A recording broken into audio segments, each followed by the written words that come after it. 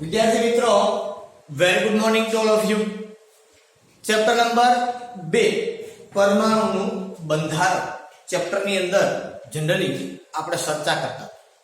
આ ચેપ્ટરની અંદર આપણે આગળના લેક્ચરની અંદર આપણો જે મુખ્ય ટોપિક હતો એ શું હતો તો કે પરમાણ્વીય ક્રમાંક અને પરમાણ્વીય દળ. આ આપણો ટોપિક હતો. એની અંદર જનરલી આપણે ઘણો બધો અભ્યાસ કર્યો અને એ અભ્યાસને અંતે આપણે વાત એવી કરી કે શા માટે કોઈ પણ પરમાણુ છે એનો નંબર આપણે આપેલો હતો. આગળ તમે પાકા કરેલા હતા, hydrogen, helium, lithium, beryllium, boron, carbon, આ બધાના નંબર શા માટે ચોક્કસ છે કે ફિક્સ છે. તો એના કારણની અંદર આપણે જનરલી એવી વાત કરી કે એ પરમાણુની અંદર એટલી જ પ્રોટોનની સંખ્યા, અને જો પરમાણુ તટસ્થ હોય તો એમાં ઇલેક્ટ્રોનની સંખ્યા પણ એટલી જ હોય, નહીં કે એમાં કોઈ જાતનો ફેરફાર. બરાબર. અને ત્યાર પછી વાત કરી કે પરમાણુનું મોટા ભાગનું દળ એના કેન્દ્રમાં હોય. તો કેન્દ્રની અંદર બે કણો હોય, પ્રોટોન અને ન્યુટ્રોન, જેને આપણે સંયુક્તપણે શું નામ આપ્યું? ન્યુક્લિયસ. બરાબર છે. કારણ કે કેન્દ્રને ઇંગ્લિશમાં ન્યુક્લિયસ કહેવાય. અને ન્યુક્લિયસમાં, ન્યુક્લિયસ એટલે એક ભાગ થયો કે એ ન્યુક્લિયસની અંદર બે વસ્તુઓ છે, પ્રોટોન અને ન્યુટ્રોન. એટલે આપણે નામ આપ્યું એને ન્યુક્લિયોન્સ. આવું આપણે એને જનરલી નામ આપેલું છે. ઓકે. તો હવે એની અંદર કોઈ પરમાણુ હોય તો એમાં પ્રોટોનની સંખ્યા કેટલી, ઇલેક્ટ્રોનની સંખ્યા કેટલી, ન્યુટ્રોનની સંખ્યા કેટલી, આ બાબતની જનરલી આપણે ચર્ચા કરીએ તો આપણે ખબર પડે કે આમાં કોની સંખ્યા કેટલી થાય છે. ઓકે. એના માટે ફરી પાછું યાદ અપાવી દો તમને કે ધારો કે આ કોઈ તત્વ x એની અંદર અહીંયા શું હોય તો કે z અને અહીંયા હોય a. બરાબર. આ z છે એ z તમારો શું છે? પરમાણ્વીય ક્રમાંક. આ a છે એ a છે તમારો પરમાણ્વીય દળ, અને આ x ખુદ ગબ્બર એ પોતે શું છે? તત્વ છે. તો કોઈ તત્વ તમને આ પ્રમાણે આપેલું હોય તો એમાંથી તમારે નક્કી કરવાનું છે કે એમાં પ્રોટોનની સંખ્યા કેટલી હોય, ઇલેક્ટ્રોનની સંખ્યા કેટલી હોય અને ન્યુટ્રોનની સંખ્યા કેટલી. ફરી પાછું યાદ અપાઈ દો કે પરમાણ્વીય ક્રમાંક Z બરાબર પ્રોટોનની સંખ્યા, અથવા તો મેં તમને વાત કરી હતી કે તટસ્થ પરમાણુમાં રહેલા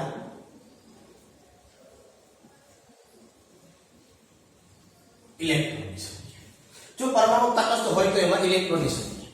અને બીજી વાત આપણે કરી કે પરમાણુય દળ એ બરાબર પ્રોટોનની સંખ્યા પ્લસ ન્યુટ્રોનની સંખ્યા. બીજી આપણે આવી પણ વાત કરી હતી કે પ્રોટોનની સંખ્યા ઇઝ નથિંગ બટ પરમાણુય ક્રમાંક Z પ્લસ n. તો ન્યુટ્રોનની સંખ્યા બરાબર શું થઈ જાય? a minus z. આવું થાય. આ બે વસ્તુને જનરલી તમે યાદ રાખો તો તમને પ્રોટોન, ન્યુટ્રોન અને ઇલેક્ટ્રોનની સંખ્યા એ સરળતાથી તમને ગણતા. એ કઈ બહુ મોટી બાબત છે. મેં તમને આગળના લેક્ચરની અંદર બે ચાર તત્વો છે, બધી પ્રોટોન, ન્યુટ્રોન, ઇલેક્ટ્રોનની સંખ્યા ગણતા શીખવી. પણ એ બધા પરમાણુ કેવા હતા તો કે એ બધા પરમાણુ તટસ્થ પરમાણુઓ હતા. અને મેં તમને તટસ્થ પરમાણુમાંથી ઇલેક્ટ્રોન, પ્રોટોન અને ન્યુટ્રોનની સંખ્યા છે એ કેવી રીતે ગણી શકાય એ બાબતની ચર્ચા કરી.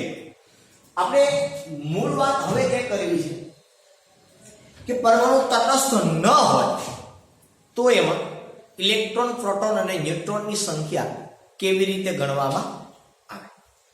ઓકે. ચાલો સપોઝ હું પહેલું એક્ઝામ્પલ લઉં છું. સોડિયમ અહીંયા 11, અહીંયા 23 પ્લસ અહીંયા એનો ચાર્જ દર્શાવવામાં આવે પરમાણુનો, જે તમે બહુ સારી રીતે જાણો છો. બરાબર. નીચે છે પરમાણુ ક્રમાંક, ઉપર છે પરમાણ્વીય દળ છે. ઓકે. પહેલી વાત એ કહી દઉં તમને કે માત્ર ફેર ક્યાં પડશે તમારે પરમાણ્વીય ક્રમાંકમાંથી તો કે પ્રોટોનની સંખ્યા મેં તમને પહેલા પણ કીધું તો હજુ પણ કહું છું કે પ્રોટોનની સંખ્યા એ ક્યારે પણ બદલાવાની નથી, કારણ કે જ્યારે રાસાયણિક પ્રક્રિયા થાય ત્યારે એમાંથી માત્ર ઇલેક્ટ્રોન દૂર થાય કે આવે કોઈ પરમાણુમાંથી બીજા પરમાણુ, પ્રોટોનની સંખ્યામાં ફેરફાર થતો નથી.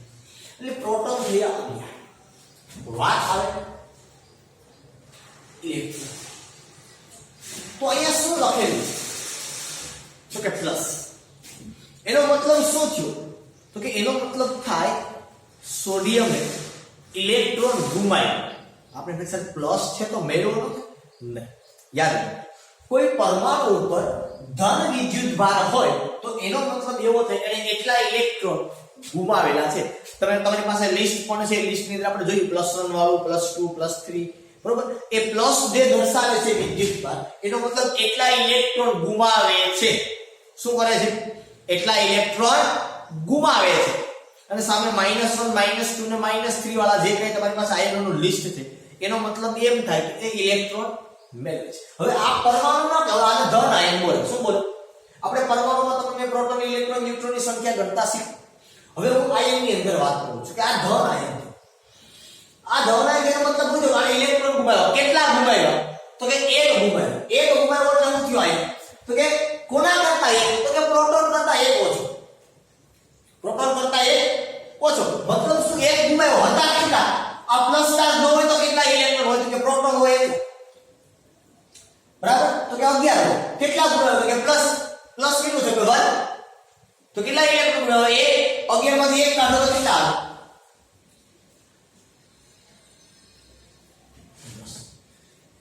ન્યુટ્રોન કેટલા હોય? તો કે ન્યુટ્રોન સીધી ને સિમ્પલ વાત છે. અહીંયા જોઈ લો સીધું. ન્યુટ્રોન બરાબર A - Z. A એટલે પરમાણુ એકમ, Z એટલે પરમાણુ એકમ. અહીંથી શું કરી નાખવાનું? 23 માંથી 11 કાઢ નાખો.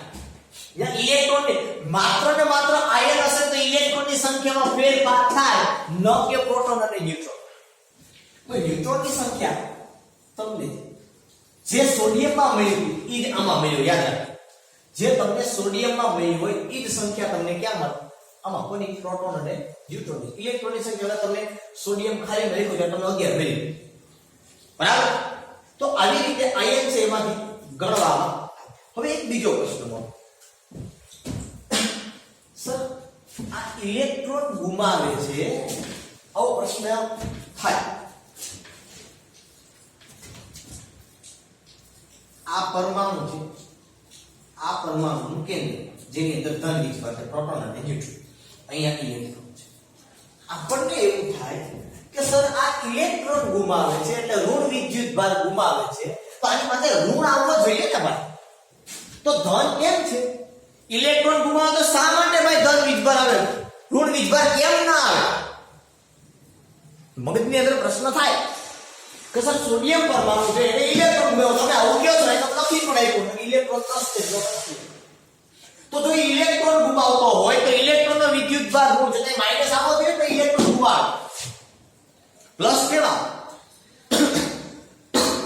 તો પ્લસ એટલા માટે આવે કે આ સોડિયમ પરમાણુ છે, માનો કે તો આ સોડિયમ પરમાણુમાં પ્રોટોન કેટલા છે? તો કે 10 છે, 11. પ્રોટોન કેટલા છે આમાં? સોડિયમ છે એટલે 11. ઇલેક્ટ્રોન કેટલા છે? તો કે 10. બે બાધે તો પૂગે કો 11. કારણ કે વીજભાર કોની માથે કયો હોય? નિશાની શેની હોય? તો કે જેનું પ્રમાણ, જેનું પ્રભુત્વ હોય એની. સોડિયમ છે તો 11 પ્રોટોન છે, 1 ઇલેક્ટ્રોન છે, એક ઘટી ગયો તો કેટલા થઈ ગયા? 10.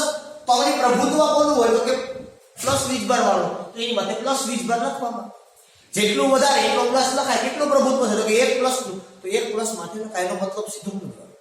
સામાન્ય મગજમાં એવું સામાન્ય પ્લસ દર્શાવી, કારણ કે એની સંખ્યા વધારે છે ભાઈ. એની સંખ્યા વધારે છે તે દર્શાવે છે કે એની ઉપર પોઝિટિવ સાઈન છે.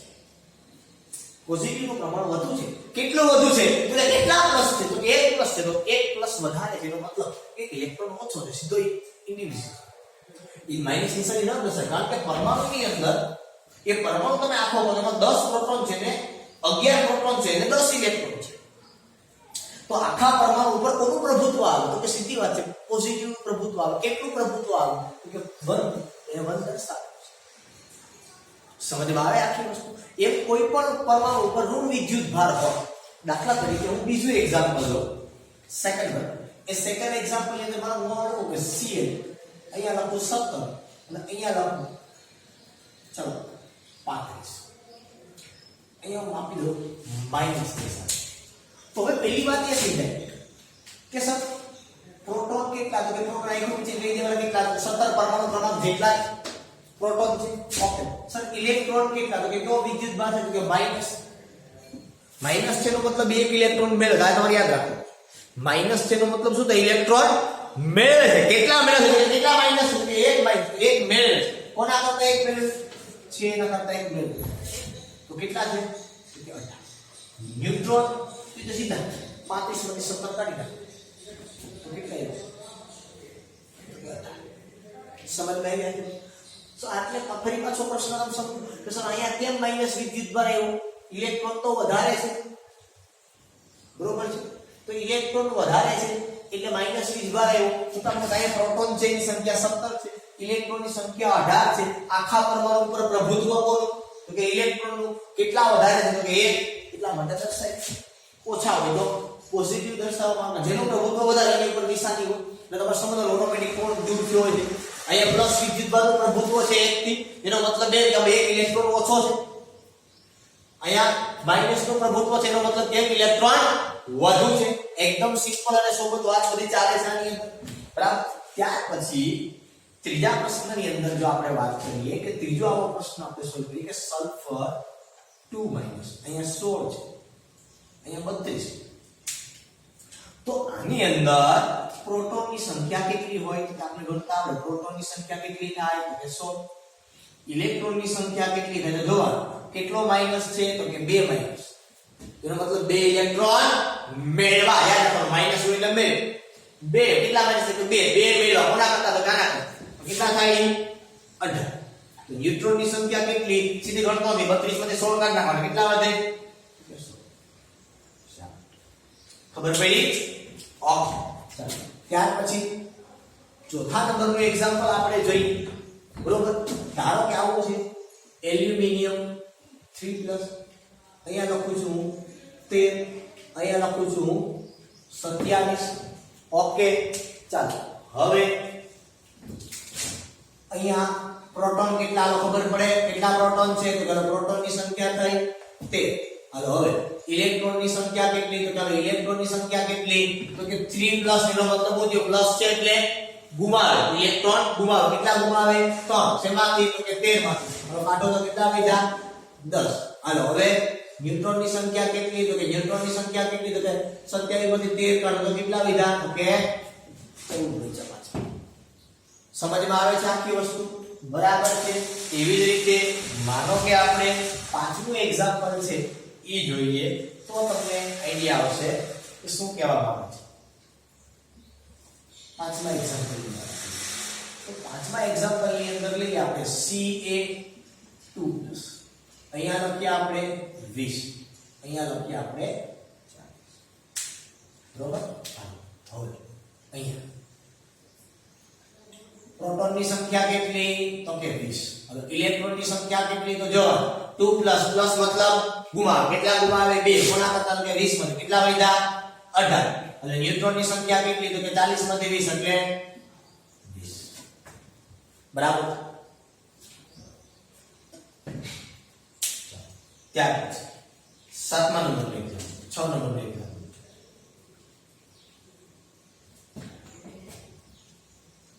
ઓક્સિજન ઉપર 3 માઈનસ 3 નો નામ છે સોરી ફોર ધેટ 3 માઈનસ નો જ આપણે લઈએ. બરાબર બોરોન ઉપર 3 માઈનસ બોરોન નંબર 5 અને અહીંયા હોય 11.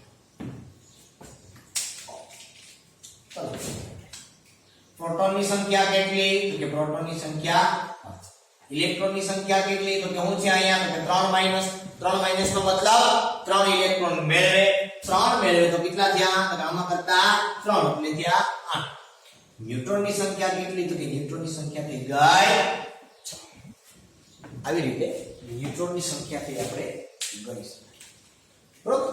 તો આ મેં તમને જનરલી +1 વાળું કીધું +2 વાળું કીધું +3 વાળું કીધું -1 વાળું કીધું -2 વાળું કીધું અને -3 વાળું.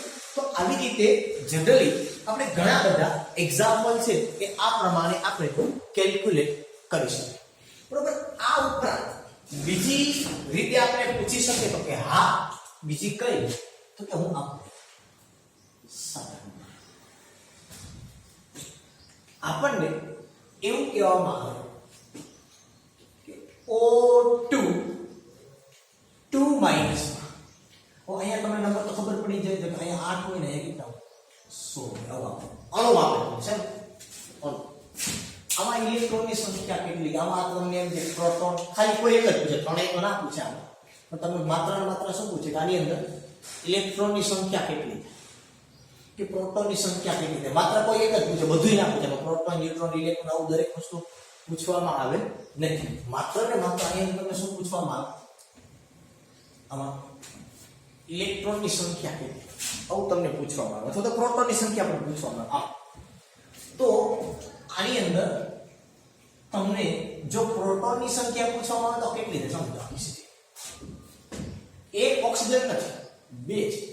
એક ઓક્સિજન હોય તો કેટલા પ્રોટોન હોય, તો એના પરમાણુ ક્રમાંક તો કેટલા હોય 100.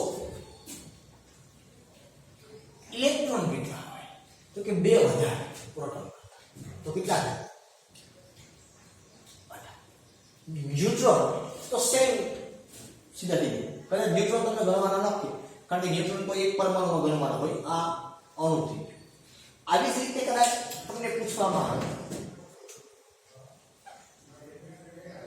કે H2 માઈનસ, શું કહેવામાં આવે H2 માઈનસ. આ H2 માઈનસ છે, આ H2 માઈનસ ની અંદર પ્રોટોનની સંખ્યા કેટલી, તો પ્રોટોનની સંખ્યા કેટલી થાય, ઇલેક્ટ્રોનની સંખ્યા કેટલી, તો ઇલેક્ટ્રોનની સંખ્યા કેટલી થાય, તો આની અંદર કદાચ માત્ર એક તમને વાત કહી દઉં, ખાલી આપણે આટલું આપેલું H+1. આમાં જો આમાં તમે કેલ્ક્યુલેટ કરો તો તમને ખ્યાલ પડે પ્રોટોનની સંખ્યા કેટલી છે, તો કે 1. ઇલેક્ટ્રોનની સંખ્યા કેટલી થાય H+. તો કે ઇલેક્ટ્રોનની સંખ્યા 1 છે, પ્રોટોન ને 1 ગુમાવે છે, તો અહીં થઈ ગયું 0. ન્યુટ્રોનની સંખ્યા કેટલી થઈ ગઈ, તો કે 0.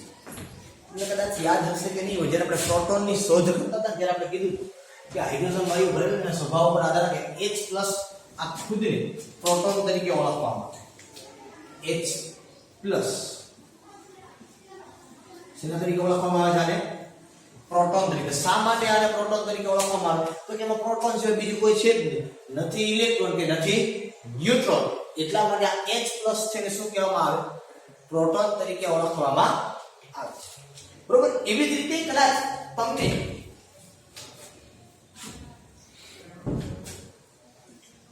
આવું કે NH3 માં પ્રોટોનની સંખ્યા કેટલી અને ઇલેક્ટ્રોનની સંખ્યા કેટલી. NH3 માં પ્રોટોનની સંખ્યા કેટલી અને ઇલેક્ટ્રોનની સંખ્યા. સમજો સંયોજન, આ પરમાણુ હતા ને તેઓ અણુમાં આવ્યો, બહુ પરમાણુ અણુની અંદર પણ આવ્યો, સંયોજનની અંદર આવ્યો. કે તમને પૂછે કે NH3 ની અંદર પ્રોટોનની સંખ્યા કેટલી, તો જોવા પ્રોટોન તો કે ભાઈ નાઇટ્રોજન છે, તો નાઇટ્રોજનના કેટલા, તો કે 7. હાઇડ્રોજનના કેટલા, તો કે 3. તો 7 ને 3 10. ઇલેક્ટ્રોન વીજભાર છે તો કે નથી, તો ઈ પણ કેટલા 10.